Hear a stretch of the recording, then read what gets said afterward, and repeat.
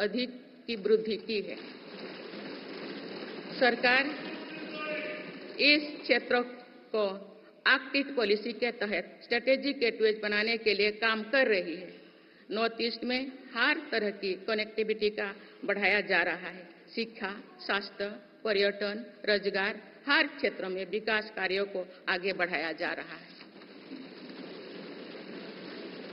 असम में 27,000 करोड़ रुपया की लागत से सेमीकंडक्टर प्लांट बनाया जा रहा है, यानी north east made in India chips को भी सेंटर होने वाला है। मेरी सरकार नॉर्थ ईस्ट में स्थायी शांति के लिए निरंतर काम कर रही है। पिछले इस 10 वर्षों में अनेक पुराने विवादों को हल किया गया, अनेक अहम समझौते हुई है। नॉर्थ ईस्ट में अशांत क्षेत्रों में तेज विकास करके चरणबद्ध तरीके से अफवाह हटाने का काम भी जारी है। देश के हर क्षेत्र में विकास के ये नए आयाम भारत के भविष्य का उद्घोष कर रहे हैं। माननीय सदस्य, वुमेन लेड डेवलपमेंट के लिए समर्पित मेरी सरकार ने महिला सशक्तिकरण के एक नई युग की शुरुआत की है। देश की नारी शक्ति लंबे समय तक लोकसभा और विधानसभा में अधिक भागीदारी की मांग कर रही थी। आप उनके पास नारी शक्ति बंधन अधिनियम की ताकत है। सरकार की योजनाओं की वजह से पिछले एक दशक में महिलाओं का आर्थिक सामर्थ्य बढ़ा है। आप जानते हैं कि बीते 10 वर्षों में बने 4 करोड़ पीएम आवास में से ज्यादातर महिलाओं के नाम ही आवंटित हुई है। आप तीसरी कार्यकाल के शुरुआत में ही सरकार ने 3 करोड़ नए घर बनाने की स्वीकृति दे दी है। इनमें से भी अधिकतर घर महिलाओं के नाम पर ही आवंटित होंगे। बीते 10 वर्षों में 10 करोड़ महिलाएं सेल्फ हेल्प ग्रुप से जुड़े हैं। मेरी सरकार ने 3 करोड़ महिलाओं को लखपति दीदी बनाने के लिए व्यापक अभियान चलाए हैं। इसके लिए सेल्फ हेल्प ग्रुप्स को आर्थिक मदद भी बढ़ाई जा रही है।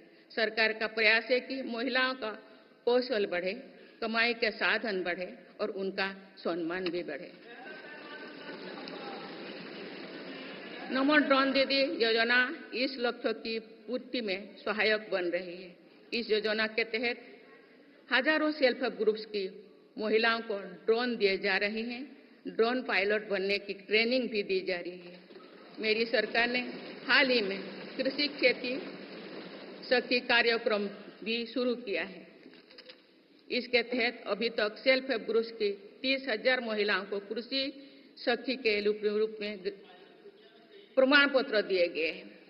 कृषि सखियों को आधुनिक खेती की टेक्निक में प्रशिक्षण किया जा रहा है ताकि वे कृषि को और आधुनिक बनाने में किसानों की मदद कर सकें।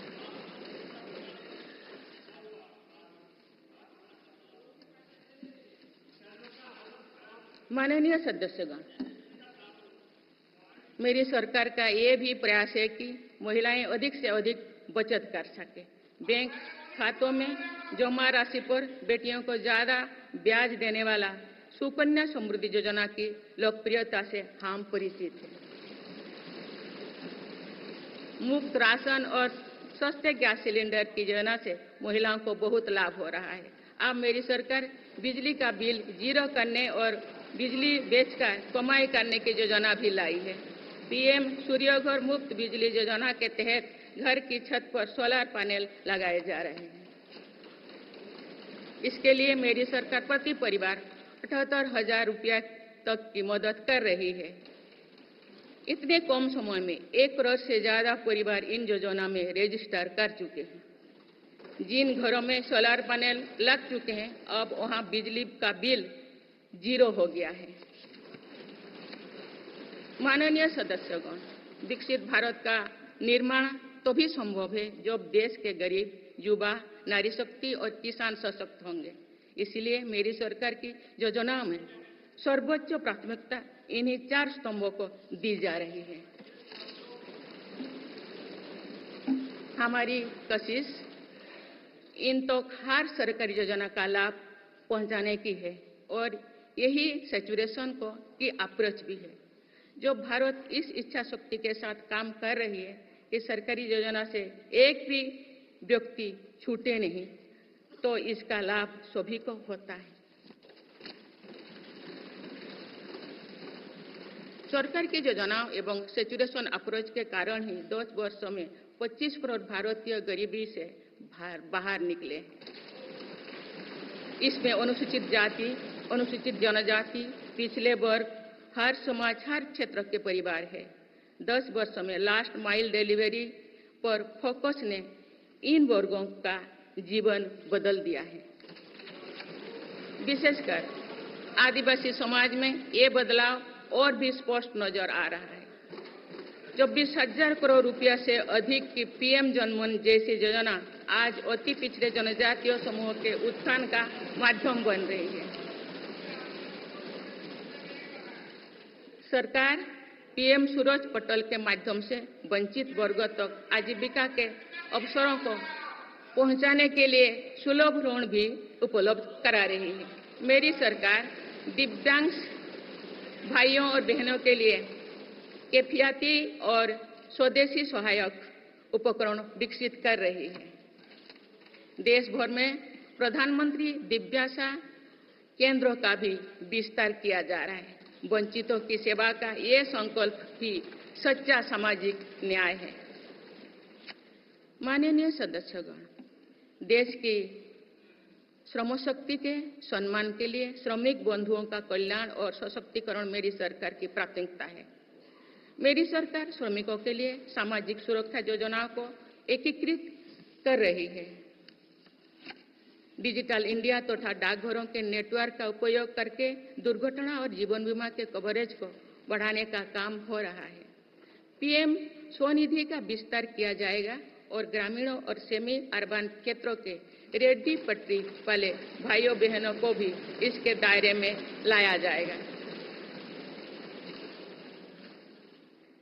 माननीय सदस्यगण, बाबा साहेब डॉक्टर भीमराव अंबेडकर का मानना था कि किसी भी समाज की प्रगति समाज के निचले तबके की प्रगति पर निर्भर करती है।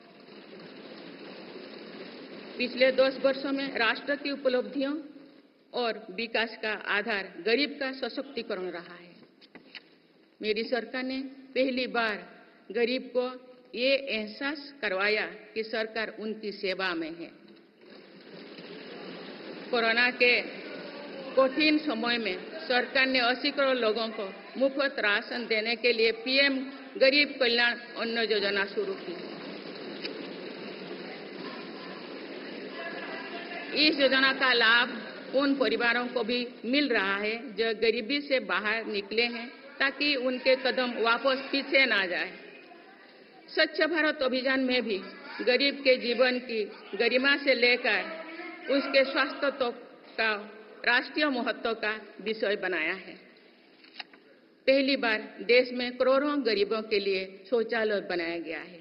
ये प्रयास हमें आश्वस्त करते हैं कि देश आज महात्मा गांधी के आदर्शों का सच्चे अर्थों में अनुसरण कर रहा है। मेरी सरकार 55 करोड़ लाभार्थियों को आयुष्मान भारत योजना के तहत मुफ्त स्वास्थ्य सेवाएं भी उपलब्ध करवाए हैं। देश में 25,000 जन औषधि केंद्रों को खोलने का काम भी तेजी से चल रहा है। आप इस क्षेत्र में सरकार एक और निर्णय लेने जा रही है। आप आयुष्मान भारत योजना के तहत मुफ्त इलाज का लाभ 70 वर्षों से अधिक उम्र के सभी बुजुर्गों को भी मिलेगा। माननीय सदस्यगण, अक्सर विरोधपूर्वक मानसिकता और संकीर्ण स्वार्थ के कारण लोकतंत्र की मूल भावना का बहुत अहित हुआ है। इसका प्रभाव संसदीय प्रणाली पर भी पड़ता है और देश की विकास यात्रा पर भी पड़ता है। देश में कई दशकों तक अस्थिर सरकार के दौर में कई सरकारें चाहते हुए भी ना रिफॉर्म कर पाए और ना ही आवश्यक निर्णय ले पाए। भारत की जनता ने निर्णायक बनकर इस स्थिति को बदला है। बीते 10 वर्षों में ऐसे अनेक रिफॉर्म्स हुई है जिनका बहुत लाभ देश को आज मिल रहा है।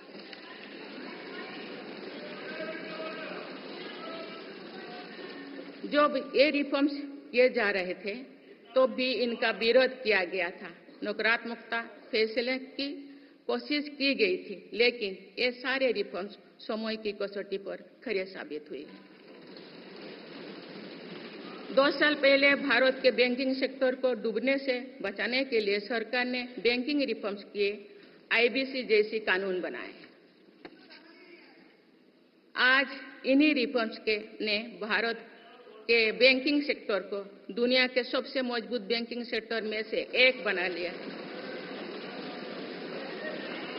हमारे सार्वजनिक क्षेत्रों के बैंक आज मजबूत और लाभदायक है। सार्वजनिक क्षेत्रों के बैंकों के लाभ 2023-24 में 1.4 लाख करोड़ रुपए को पार कर गया, जो पिछले वर्षों की तुलना में 35% अधिक है। हमारे बैंकों की मजबूती उन्हें ऋण आधार का विस्तार करने और राष्ट्र के आर्थिक विकास में योगदान करने के लिए सक्षम बनाती है। सरकारी बैंकों का एनपीए भी लगातार कम हो रही है। आज एसबीआई रिकॉर्ड मुनाफे पर है।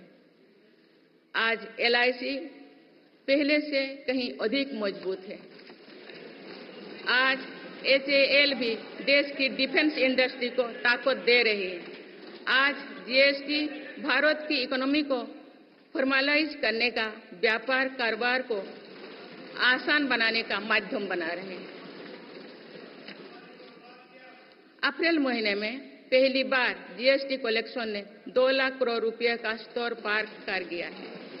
इससे राज्यों की आर्थिक ताकत भी बढ़ी है। डिजिटल इंडिया और डिजिटल पेमेंट्स के प्रति भी आज पूरा विश्व आकर्षित हो रही है। माननीय सदस्यगण, एक सशक्त भारत के लिए हमारे सैन्य बलों में आधुनिकता जरूरी है। युद्ध की स्थिति में हम सर्वश्रेष्ठ रहें, इसके लिए सेनाओं में रिफॉर्म्स की प्रक्रिया निरंतर जारी रहनी चाहिए। इसी सोच के साथ मेरी सरकार ने बीते 10 वर्षों में डिफेंस सेक्टर में अनेक रिफॉर्म्स किए हैं। जीडीएस जैसे रिफॉर्म्स ने हमारी सेनाओं को नई मजबूती दी है।